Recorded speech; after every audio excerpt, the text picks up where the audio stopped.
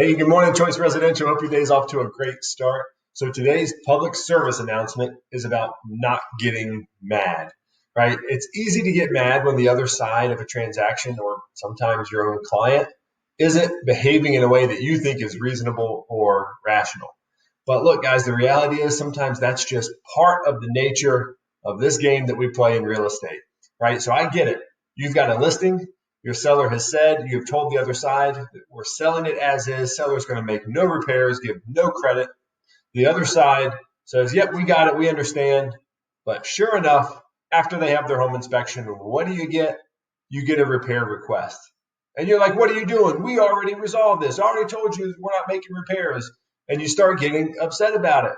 But look, guys, think about this. They're on the other side of this transaction. If the buyer doesn't ask, doesn't try to get something out of the seller, then the answer is always going to be no.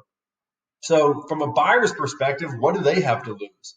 They might as well ask the seller for some repairs. Maybe the seller had a change of heart. Who knows, right? But instead of getting mad, why don't you do this and just respond by saying, hey, look, I respect that the buyer is making an effort to try to get something, but the seller's position has not changed. They're still not going to make any repairs or offer any credits. Thanks for reaching out.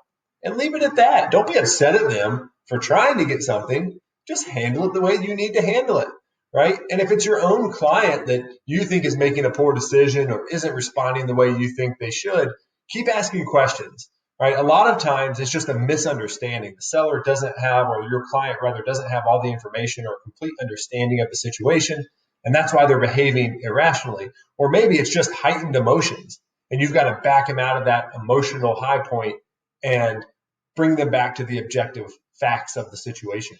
But look, at the end of the day, it's the buyer's house or the seller's house. It's their money. It's their decision. We're just there to advise, do the best we can to help them make good decisions. But you can never force anybody to make rational, reasonable, good decisions. You advise them, you consult them. The rest is up to them, right? So the bottom line is, don't get mad. We have to understand that the people on the other side of the transaction especially, their job is not to make our lives easy, right? You've heard the expression, the squeaky wheel gets the oil. Well, guess what? If that agent has to be squeaky sometimes to try to get the oil for their client, and it frustrates you and it makes your life harder, hey, you know what? That's just part of the business. That's just the way it goes. I know firsthand how frustrating it can be and how easy it is to get mad and upset in these situations. But what I'm telling you to do is do the best you can to take a step back and remember, this is just part of the way the transaction goes. You hope that the other side is going to be reasonable during this process. That even though they're negotiating for the other side, it doesn't mean they have to be so difficult to work with. You hope that you get that from people, that they can represent their clients really well and still not be a real pain in the rear, right?